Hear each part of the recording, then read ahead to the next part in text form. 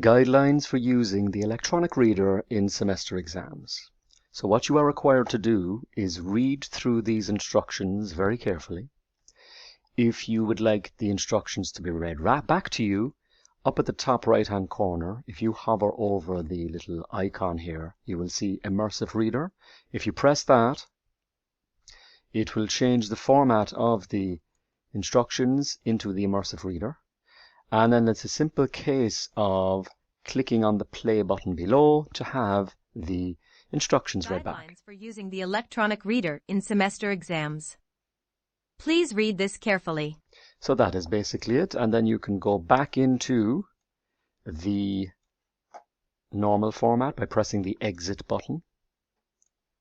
So as I said, follow through the instructions with that. Next is to click on the playlist of the video instructions, which will take you to the MTU ATS channel, and then you will follow through the playlist here in sequential order. So the first is the toolbar, which essentially gives an overview of how to configure the toolbar, and that shows the play, the pause, and so forth.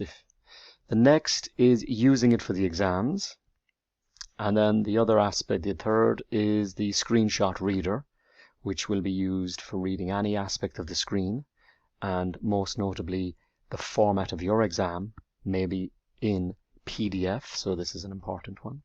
So follow through all of these videos, and then the next stage will be for you to open up a Microsoft Word text editor or WordPad if you don't have Word on the computer.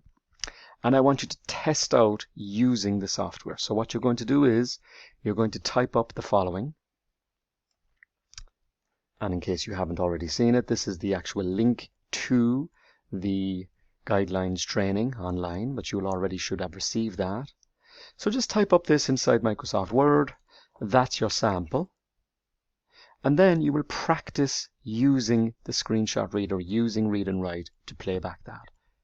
I want you to use the screenshot reader to play back the text.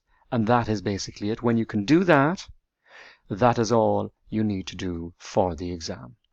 Now let's go back into the guidelines document.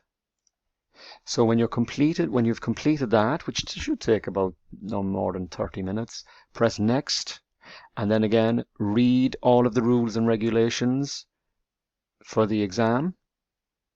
And again, if you want to have it read back, you press the Immersive Reader, read that back. When you've completed this section, you press Next, and the Student Declaration section is where you have to declare, I have read the above guidelines for the electronic reader in exams and understand them clearly. If you don't understand them, press No, and then press Next, and then you will be taken to this section where you will be requested to contact the Assistive Technology Officer, Mark Burley. Now let's assume that you have pressed yes here, and the second declaration states that the reading functions of Read and Write were explained to me in the instructional videos and I understand them clearly. If you are unsure of the instructions, you will press No, and again you will be taken to this page where you will be asked to contact Mark Burley. If you are happy with the two, and you choose yes for both, you press Next, and then you enter your details. And the signature is typed, so just type in your name. Make sure that you take note of your spelling. Make sure there's no spelling mistakes, in particular in relation to the student number. Enter your email, and press Next, and then that's it.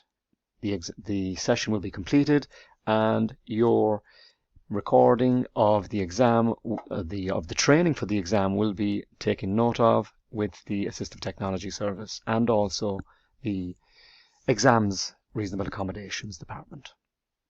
So that is the end of this video tutorial. At all times, if you're unsure, press pause on watching the videos and indeed watching this video, and rewind until you have understood the concepts. If you're still unsure, contact myself, Mark Burley. Thanks very much for watching this video, and the very best of luck in your exams.